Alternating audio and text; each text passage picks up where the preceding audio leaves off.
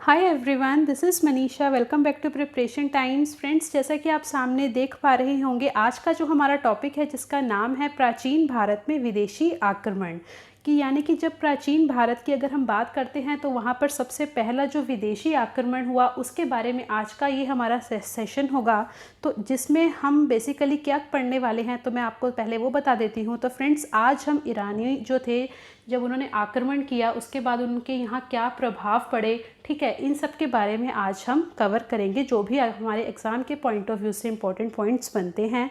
ठीक है, और इसके बाद का जो हमारा पार्ट 2 होगा उसे हम अपने नेक्स्ट जो हमारी क्लास होगी वहाँ पर हम उसे कवर करेंगे। ठीक है, तो आज अगर आप पहली बार चैनल पर आए हैं तो चैनल को सब्सक्राइब ज़रूर कर लीजिएगा और नोटिफिकेशन के लिए बेल आइकन को फ्रेंड्स ज़रूर प्रेस करिएगा। और अगर आपको वीडियो अच्छी लगती है तो लाइक का बटन ज़रूर प्रेस करना और कमेंट करके मुझे बताना आपको सारा कंटेंट जो है वो कैसा लगा। अदरवाइज़ कोई अगर आपका सजेशन भी है तो भी आप कमेंट में लिख सकते हैं। तो चलिए फिर स्टार्ट करते हैं। बहुत ही इंटरेस्टिंग सेशन है, तो देखते हैं इसमें स्टार्टिंग की अगर हम बात करते हैं कि प्राचीन भारत में जो विदेशी आक्रमण हुए, ठीक है, तो सबसे पहले किसके द्वारा किए गए? वो किए गए थे फ्रेंड्स जो ईरानी थे। यानी कि ईरानियन का जो इन्वेजन यहाँ इंडिया में हुआ, ठीक है, तो उसके बाद यहाँ पर जो प्रभाव पड़े वो क्या क्या थे, ये सारी चीज़ें हम आगे अभी जानेंगे। लेकिन अगर हम बात करते हैं पूरा, अगर हम ओवरऑल देखते हैं कि जो सबसे पहले विदेशी आक्रमण हुआ तो उसमें हम दो नाम ज़रूर आपने ध्यान रखने हैं जो मैं आपको बताने वाली हूँ।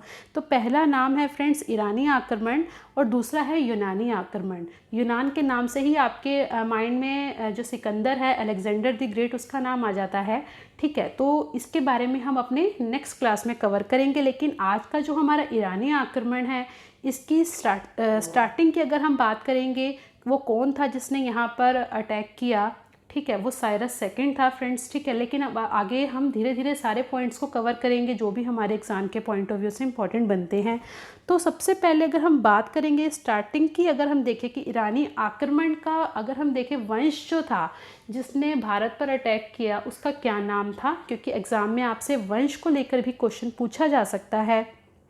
तो देखिए, भारत पर प्रथम विदेशी आक्रमण करने वाला वंश हखामनी वंश था। बहुत इंपॉर्टेंट है। ठीक है, अब आप सोचेंगे कि अभी तो यहाँ बात ईरान की हो रही थी तो ये हखामनी कहाँ से आ गया? तो ये कंसेप्ट जो है मैं आपको बताती हूँ, ये ऐसे क्यों पूछा जाता है।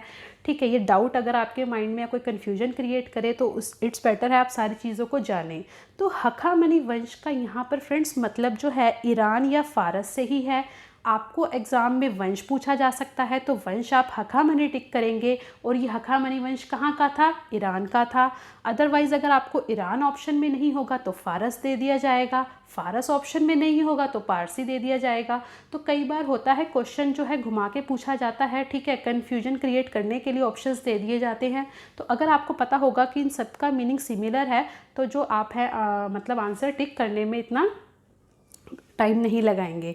ठीक है, तो हखामनी वंश है, ये ईरान से ही संबंधित है। ठीक है, तो अब देखते हैं कि सबसे पहले माइंड में आएगा कि भारत जो एक देश की अगर हम बात करते हैं ये कैसे कामयाब हुआ, मतलब यहाँ पर जो इन्वेडर्स आए वो कैसे कामयाब हुए अपने मोटिव में, कैसे वो यहाँ पर इतने बड़े मतलब पावरफुल था ये जो देश यहाँ पर कामयाब हो पाया अटैक करने में। ऐसी कौन सी बात थी, ऐसा कौन सा क्षेत्र था जहाँ वो अटैक इजीली कर सकते थे? तो अब आपको मैप को देखना होगा। तो देखिए फ्रेंड्स, मैंने आपको 16 महाजनपद बताए थे जिसमें मैंने आपको कहा था सबसे शक्तिशाली महाजनपद है जो कि है मगध। ठीक है, तो मगध में हमने पॉलिसीज़ देखी कि कैसे उसने अपने आसपास के क्षेत्र को भी पूरा अपने अंडर कर लिया। ठीक है, जैसे कुछ हमने देखी वहाँ उसकी नीतियाँ थी, युद्ध नीति हो गई, वैवाहिक संबंध हो गए, मित्रता हो गई।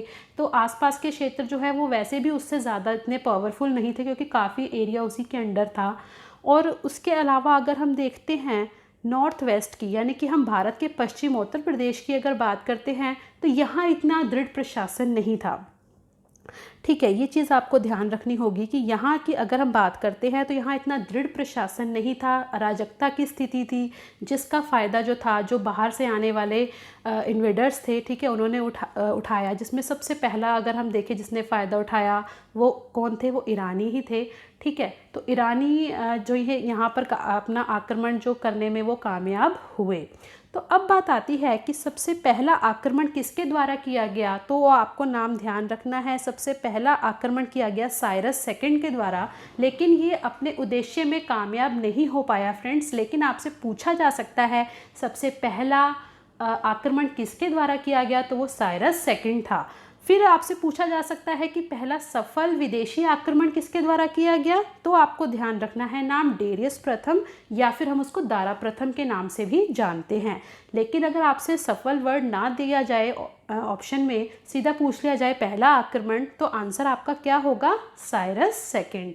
अब थोड़ी सी बात जान लेते हैं कि ये जो साइरस सेकंड था, इसने भारत का जो मतलब अगर हम मैप में देखते हैं तो कौन से एरिया में इसने अटैक किया था। तो देखिए, अगर हम बात करते हैं मैप में, आप देख रहे होंगे जो हिंदू कुश वाला रीजन है सारा एरिया, ठीक है, ये जो माउंटेन रेंजेस है यहाँ से इसने अफ़गानिस्तान में, अगर हम बात करते हैं जो भी है ये एरिया पड़ता है, यहाँ इसने अटैक किया था, ठीक है। लेकिन अपने जो उद्देश्य में जो भी इसका एम था या कह लें हम मोटिव था, उसमें ये कामयाब नहीं हो पाया, ठीक है। इसलिए ज़्यादा इम्पॉर्टेंट नहीं है ये, लेकिन हाँ एग्ज़ाम के लिए आपको कोई पॉइंट नहीं छोड़ना है, कुछ भी पूछा जा सकता है, इसलिए यहाँ मैंने आपको ये नाम बताया है। अब बात आती है जो कामयाब हो पाया अपने उद्देश्य में, वो था डेरियस प्रथम या फिर दारा प्रथम। तो इसके बारे में अब हम आगे बात करेंगे कि इसने कब अटैक किया। तो भारत पर प्रथम सफल विदेशी आक्रमण करने वाला कौन था, डेरियस प्रथम था या फिर दारा प्रथम भी इसको कहते हैं। और इसने कब अटैक किया था फ्रेंड्स, 516 बीसी में, यानी कि 516 ईसा पूर्व में इसने अटैक किया। और इसने भारत के सिंध, गांधार एवं कंबोज, बहुत इंपॉर्टेंट है ये वाला पॉइंट, सिंध, गांधार और कंबोज पर इसने अपना अधिकार किया था।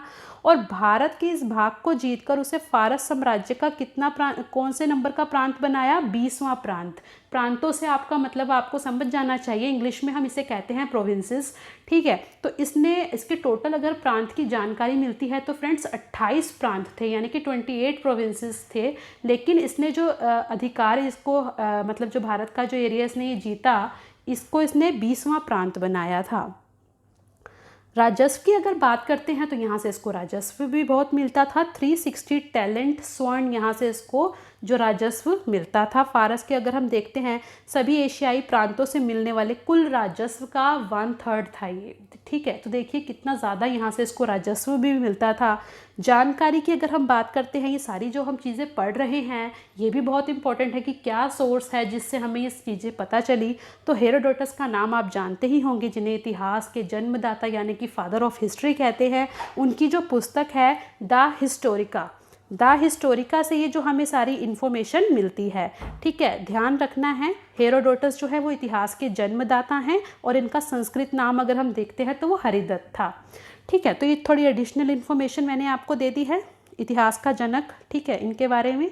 अब आगे देखते हैं जानकारी देने वाले अभिलेख कौन से थे। 3 अभिलेख हैं, बहुत इंपॉर्टेंट है, पूछे जा सकते हैं आपसे एग्जाम में, ठीक है। द फर्स्ट वन इज बेहिस्तून अभिलेख, बेहिस्तून, ठीक है। उसके बाद सेकंड आता है पर्सिपोलिस, या किसी जगह आप इसका नाम पर्शिपोलिस भी देखेंगे। और तीसरा आता है नक्शे रुस्तम। तो ये 3 अभिलेख हैं जो हमें विदेशी आक्रमण ये हुआ जो कि हम ईरान का पढ़ रहे हैं, इसके बारे में जानकारी देते हैं।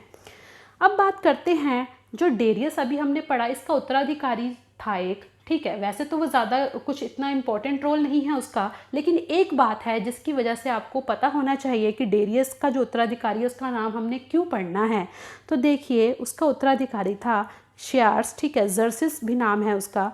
इसने क्या किया था, अपनी सेना में भारतीयों को अपनी फ़ौज में इसने शामिल किया था, यानी कि जो इसकी सेना थी इसने भारतीयों को अपनी फ़ौज में शामिल किया था जर्सिस ने, ठीक है। ये इम्पॉर्टेंट पॉइंट है। अब आगे देखते हैं हम अंतिम सम्राट जो कि दारा तृतीय था। दारा तृतीय को परास्त करने वाला शासक कौन था फ्रेंड्स, मकदूनिया का शासक सिकंदर था, यानी कि अलेक्जेंडर द ग्रेट। अब बात आती है जब ये अलेक्जेंडर द ग्रेट ने इसको हराया, यानी कि सिकंदर ने इसको हराया, तो वो कौन सा युद्ध था, क्योंकि अगर सिकंदर का युद्ध है तो वैसे ही बहुत ज़्यादा इंपॉर्टेंट है, ठीक है। तो उस युद्ध का कोई ना कोई नाम तो होगा जिसने ईरानियों के अस्तित्व को ही एकदम से ख़त्म कर दिया, ठीक है। तो उस युद्ध का नाम आपको ध्यान रखना है, वो अर्बेला का युद्ध था, या हम उसे अर्बेला का संग्राम कह सकते हैं, या फिर उसका एक और नाम है फ्रेंड्स गौगेमेला का युद्ध, ठीक है, ये बहुत इंपॉर्टेंट पॉइंट्स हैं जो मैं आपको बता रही हूँ, इजीली आपको नहीं इन्फॉर्मेशन ये मिलती है। तो अर्बेला का संग्राम या गौगेमेला का युद्ध सिकंदर के युद्धों में से एक था। यह युद्ध यूनान के सम्राट सिकंदर व ईरान के हखामनी साम्राज्य के सम्राट दारा तृतीय के बीच हुआ था। और कब हुआ था? 331 बीसी को, 331 की मैं यहाँ बात कर रही हूँ। 331 ईसा पूर्व को ये युद्ध हुआ था। ईरानी आक्रमण के अब कुछ प्रभाव है वो भी आपने ध्यान रखने हैं। तो देखिए, अगर हम बात करते हैं मुद्रा की, तो हखामनी के जो शासक थे, ठीक है, इन्हीं के द्वारा ही ये मुद्रा चलन में आई थी, जो कि है डेरिक। डेरिक का मतलब क्या है फ्रेंड्स? स्वर्ण मुद्रा। ठीक है, तो डेरिक जो है ये स्वर्ण मुद्रा है, सिगलोई जो है वो रजत मुद्रा है। ये बहुत ज़्यादा इंपॉर्टेंट है। कला के क्षेत्र में अगर हम बात करें तो अभिलेख को जो उत्कीर्ण किया जाता था, ये कला ईरानियों के द्वारा ही दी गई है। और उसके बाद अगर हम लिपि की बात करते हैं तो खरोष्ठी लिपि, ठीक है, खरोष्ठी लिपि आप जानते ही हैं, जो कि दाएं से बाएं लिखी जाती है। इसका जन्म जो है वो इन्हीं का ही प्रभाव है, जो कि कातिब, ठीक है, ये लिपिकार हैं। आपने इनका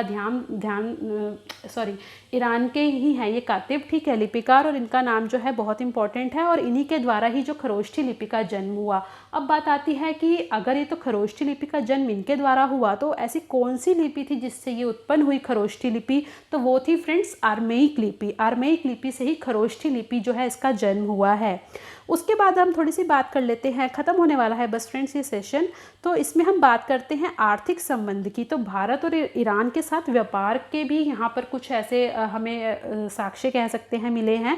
तो आर्थिक संबंधों को भी बढ़ावा मिला। जैसे कि प्रमाण के रूप में हम देख सकते हैं जो ईरानी सिक्के कहाँ से मिले हैं, जो पश्चिमोत्तर भारत का एरिया है वहाँ से कुछ ईरानी सिक्के भी मिले हैं।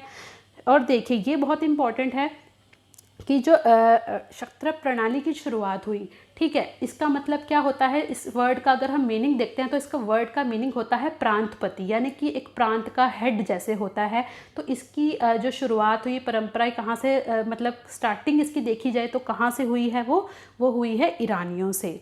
ठीक है, तो ये चीज़ हो गई। अब बात करते हैं मौर्य वास्तुकला में जो अशोककालीन स्मारक हैं, विशेषकर घंटा के आकार के गुंबज, ये भी ईरानी कला से ही ग्रहण किए गए हैं।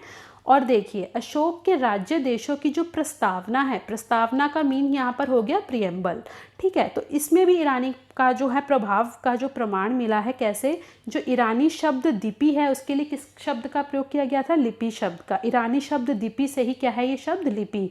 इस शब्द का प्रयोग भी देखने को मिला। और जन्मदिन पर केश प्रक्षालन की परंपरा, केश प्रक्षालन का मतलब क्या होता है? बाल धोने की जो परंपरा है या बाल धोने की जो क्रिया है जन्मदिन के अवसर पर।